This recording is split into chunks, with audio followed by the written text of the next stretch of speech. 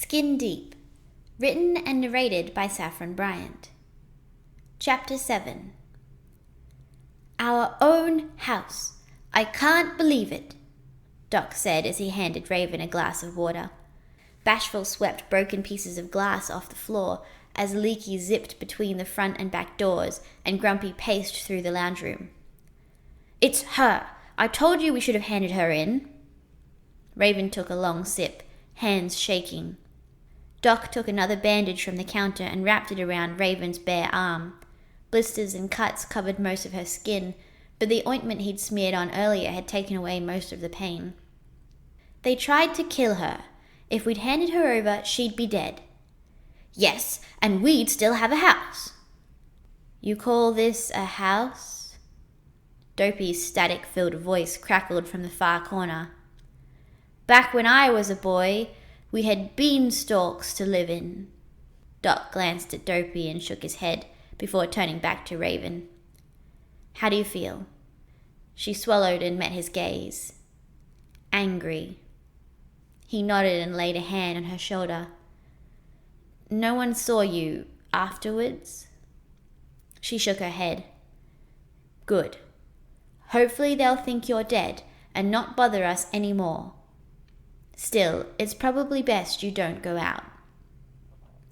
She sighed and placed her empty glass on the countertop. She'll find me anywhere. Exactly. So why don't you go back to the capital and enjoy your little parade? Grumpy said, throwing up his arms. She wouldn't let me live that long. Oh, here we go. The big conspiracy theory. Let it go, Grumpy. I've been telling you for years that something was going on. Grumpy muttered, but Ravyn couldn't make out the words. At least you're okay, Doc said, smiling down at her. She nodded and frowned. What about Happy? Doc glanced up at the walls and cocked his head. The gentle whir that had filled the cottage since Ravyn first arrived was gone. I wondered why it was so damn pleasant in here, Grumpy said. What's wrong? Happy taking a holiday? They waited for the robot to reply, but nothing happened. Happy? Doc said. Dull static buzzed out of the speakers for a few moments and then fell silent. Doc frowned. Oh dear. What's the silly bugger gone and done now? Grumpy said. A tight strain overlaid his gruff voice. Ravyn's stomach clenched. The bad power cell must have damaged him. It was only plugged in for a few seconds, but... She jumped to her feet and dashed through the house to the main control panel, where the old power cell hummed in its usual socket. Blackened wires dangled inside the control box, their ends still smouldering. Doc came to a stop beside her. Grumpy stood just behind his shoulder. Is it bad? It looks like just some singed wire. If you have spares, I could be able to fix him up. Doc nodded. Grumpy took a heavy step back. If you can tone him down a bit, maybe I'll consider letting you stay. Spare wires just like you ordered, Leaky said, zooming to a stop in front of her, hand held out. A tire track of oil followed him into the back room. Ravyn took them and nodded. Thanks, Leaky. Maybe once Happy is fixed, we'll have another look at you. Leaky rolled to her other side, dripping oil as he went. You can try, but after what happened last time... His gaze flickered through the singed house. Ravyn used a pair of wire cutters from her toolbox to cut off the singed sections of wire and reattach them with new pieces. Something deep in the house sputtered, and then the gentle whir started up again, filling the house with a familiar buzz. Hello, occupants, Happy said, except that his usually bright voice had been replaced with a dull monotone. How may I assist you? Ravyn laid her hand on the wall. Happy? Yes, I am a household and personal property intelligence. How may I be of service? A spurt of oil gushed out of Leaky's lower compartment and pooled on the floor. Oh, this isn't good. This isn't right at all. Ravyn frowned and re-examined the wires, but they were all in place. Today's weather forecast predicts sun. The local... Okay, Happy. Thank you, Ravyn said, lifting her hand. She turned to Leaky. Was he like this when you got him?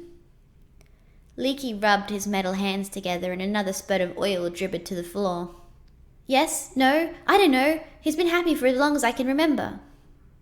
Doc patted Leaky's shoulder and met Ravyn's eyes. How you met him is how we met him. We haven't changed him since we arrived. There must be a personality setting or something, a preferences menu. Leaky shook his head. Happy just is, or was. Oil spouted out of Leaky's eyes and ran down his metal body in black rivulets. Grumpy rolled his eyes and stepped away from Leaky's growing puddle, while Doc made soothing noises. Ravyn bit her lip. It was all her fault. The robots had been perfectly fine before she showed up. Now they'd had their house nearly blown up, and poor Happy wasn't happy anymore. She tapped the wire cutters against the control board and knelt for a closer look. Her blistered skin stung as it stretched over her joints, but she ignored the pain. The wires matched their plugs, but something had to be different. She spied a small metal box at the bottom of the control box and pulled it out. Black soot covered most of the surface, and charred pieces of wire stuck out of each end. She swiped her thumb across the front, revealing a smiling yellow face and blocky letters. Happy, happy modulator. She let out a long breath and yanked the wires out of the connection points, attaching the modulator between the two plugs, and held her breath. My eyes, my beautiful eyes! Happy's voice blared through the cottage. Doc stood straight and cocked his head. Happy?